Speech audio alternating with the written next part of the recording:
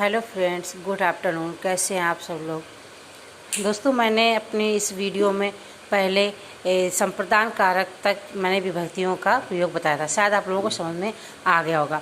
आप लोगों को समझ में आया हो तो आप उसको कमेंट्स बॉक्स में ज़रूर लिखिएगा। अगर जो आप मेरे चैनल पर नए हैं तो मेरा चैनल सब्सक्राइब करें और वीडियो को लास्ट तक देखें। और अगर जो आपको वीडियो पसंद आता है तो आप उसको लाइक करें और शेयर करें। इससे पहले मैंने आपको चतुर्थी संप्रदान कारक के बारे में बताया था। आज मैं अपने वीडियो में अपादान कारक पंचमी विभक्ति से अलग होने पर जिसका चिन्ह होता है उसके बारे में बताऊंगी। जैसे कि सूत्र है अपादाने पंचमी, अर्थात अपादान में पंचमी विभक्ति होती है। सूत्र के अनुसार ध्रुवम पाए अपादानम। सूत्र के अनुसार जहाँ पर विश्लेष या जहाँ से कोई वस्तु अलग होती है तो उसमें पंचविभक्ति का प्रयोग होता है। जैसे वृक्षात पत्राण पतन्ते, वृक्षों से पत्ते गिरते हैं। सागृहात गच्छते, वह घर से जाता है।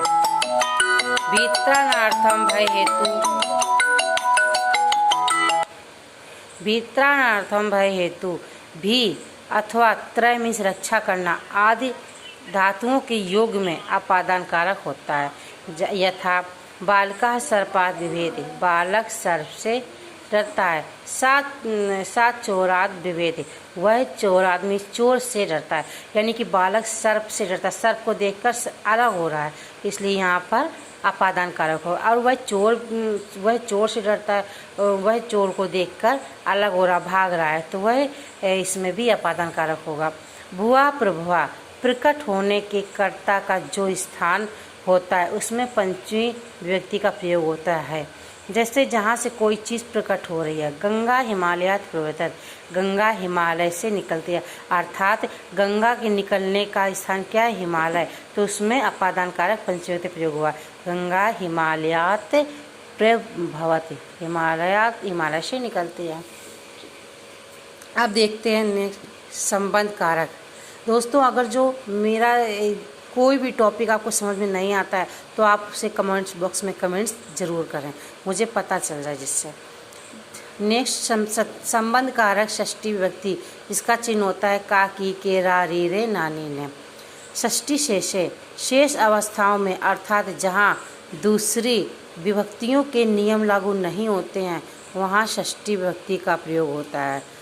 जब किसी एक वस्तु का दूसरी वस्तु से संबंध बताया जाए तो वहाँ पर षष्ठी विभक्ति कारक प्रयोग होता है। जैसे कि अयम रामश अश्वास्ति, यह राम का घोड़ा है। घोड़े का संबंध राम से बताया गया, इसलिए राम में षष्ठी विभक्ति का प्रयोग किया गया है। ऐसा मम विद्यालय अस्ति, यह मेरा विद्यालय है। विद्यालय का संबंध मुझसे बताया गया कि मेरा है, तो जिससे बताया जाता है मम में षष्ठी विभक्ति का प्रयोग हुआ। षष्ठी हेतु प्रयोग, जब कोई वस्तु किसी क्रिया का हेतु बताती है, प्रयोजन बताती है और हेतु शब्द के द्वारा ही द्योतित होती है, हो रहा हो, तो वहाँ पर षष्ठी विभक्ति का प्रयोग होता है। जैसे अन्न से हेतु वसते, मतलब हेतु में होता है जिसके लिए, कि वह अन्न के लिए बसता है, वह अन्न के लिए रहता है। सर्वनाम तृतीया, जब सर्वनाम शब्द हेतु अर्थ का प्रकाशक होता है तो उसमें सर्वनाम शब्द में षष्ठी विभक्ति प्रयोग होता है। जैसे कि कश हेतु वशत, वह किसके लिए रहता है। केन हेतु न वशत, वह किसके लिए रहता है। इसमें तृतीया विभक्ति करण कारक का प्रयोग हुआ है। और कश हेतु वशत, किसके लिए रहता है, इसमें षष्ठी विभक्ति का प्रयोग होता है। कर्त कर्मणो कृति, जब कृत प्रत्यय का प्रयोग होता है तो कृत प्रत्यय से युक्त अनुक्त कर्ता में तथा कर्म में षष्ठी होती है। जैसे कि कृष्णस् कृति, यह कृष्ण का कार्य है। किसका कार्य, कृष्ण के द्वारा। कर्त कर्मणो कृति, मतलब कर्म किया हो या अपना कोई कार्य किया हो, तो कृष्ण की कृति, यह कृष्ण का कार्य, इसलिए कृष्णस् कृति, कृष्ण में भी षष्ठी विभक्ति का प्रयोग होता है। षष्ठी चा अनादरे, जहाँ पर किसी चीज़ का अनादर होता है, अनादर की प्रतीत होने पर एक क्रिया से दूसरी क्रिया में हो उसमें षष्ठी सप्तमी का प्रयोग होता है। षष्ठी विभक्ति लगती है, सप्तमी विभक्ति भी लगती है। जैसे कि रुतो रुदति व ब्रबाजीत। रुदतो रुदति यानी कि रोते हुए पुत्र की परवाह ना करके भी, प्राब्राजित ना करके भी उसने संन्यास ले लिया। यानी यहाँ पर पुत्र रो रहा है फिर भी उसका अनादर कर दिया, उसके रोने का अनादर करने के बाद भी वह संन्यास चला गया। तो यहाँ पे षष्ठी चानाद है, जहाँ पर किसी का अनादर किया जाए तो उसमें भी षष्ठी का प्रयोग होता है। नेक्स्ट देखते हैं अधिकरण कारक। अधिकरण कारक सप्तमी विभक्ति पर पे में होता है। आधारो अधिकरणम, जहाँ पर अर्थात कर्ता और कर्म के द्वारा उनमें स्थित क्रिया का आधार अधिकरण कहलाता है। अर्थात जिस स्थान पर कोई कार्य होता है वह स्थान अधिकरण कहलाता है। जैसे देवदत्ता कटे आस्ते, देवदत्त चटाई पर बैठता है। किस पर बैठता है? चटाई पर। चटाई मतलब एक स्थान है, तो जहाँ पर जिस स्थान की बात की जाए तो वहाँ पर अधिकरण कारक होता है। कूपे जलम अस्ति, कुएं में जल है। वृक्षेश खगा निवसन्ति, वृक्षेश पेड़ों पर पक्षी निवसन में रहते हैं। देखिए यहाँ पर आधार या अधिकरण को भी 3 प्रकार का बताया गया, औपश्लेषिक, वैश्यिक और अव्यापक। औपश्लेषिक क्या होता है? उपश्लेष मूलक अधिकार अपश्लेष कहलाता है, जिसका अर्थ संयोगात संबंध होता है, जहाँ पर जिससे किसी का संबंध बताया जाता है। जैसे कि सिंगा वने वसत, सिंह वन में रहता है, तो वने में अधिकरण कारक लगा हुआ है, ये औपश्लेषिक है, क्योंकि शेर कहाँ रहता है? जंगल में रहता है। और वैश्विक में क्या होता है? विषयता संबंध से संपन्न होने वाला आधार वैश्विक कहलाता है, जहाँ पर विषय संबंधी कोई बात बताई गई हो। जैसे कि देवदत्तस मोक्षे इच्छा अस्ति, देवदत्त की मोक्ष की इच्छा है, इसमें ये क्या है? इसका आधार है वैश्विक अधिकरण, यानी कि देवदत्त का क्या विषय है? मोक्ष है, मोक्ष उसका विषय है, मोक्ष की उसकी इच्छा है। किसकी इच्छा है? मोक्ष की। अव्यापक, जिस आधार पर कोई वस्तु समस्त अवयवों में व्याप्त हो वह अव्यापक आधार कहलाता है। जहाँ पर जब कोई चीज़ समस्त भूमंडल पर व्याप्त हो तो वो अव्यापक कहलाता है। जैसे सर्वस्मिन आत्मा अस्ति, सभी में आत्मा है। आधार अव्यापक में सर्व में, इसमें सर्वस्मिन में हमारा अधिकरण कारक होगा, क्योंकि आत्मा किस में व्याप्त है? सभी में व्याप्त है।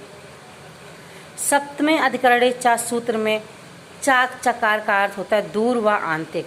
दूर मीन्स दूर, आंतिक मीन्स पास। दूर या पास वाले शब्दों में भी अधिकरण कारक का प्रयोग होता है। वनस दूरे तड़ागा अस्ति, जंगल से दूर क्या है? तालाब है। कटस आंतिके विडाला अस्ति, कटस मीन्स होता है चटाई के पास में, आंतिके मीन्स पास में, विडाला अस्ति बिल्ली है। नेक्स्ट देखते सूत्र हमारा साधु व साधु प्रयोगे चा। इस सूत्र के अनुसार साधु या साधु जब किसी की बुराई हो या अच्छाई हो उसमें भी इस प्रकार का प्रयोग होता है। जैसे साधु कृष्णा मातरे, साधु मीन्स अच्छे हैं, कृष्ण मीन्स कृष्ण, मातरी मीन्स माता के प्रति, माता के प्रति कृष्ण अच्छे हैं। असाधु कृष्णा मातुला, और कृष्ण अपने मामा कंस के प्रति कैसे असाधु है, कुटिल हैं, यानी कि बुरे हैं।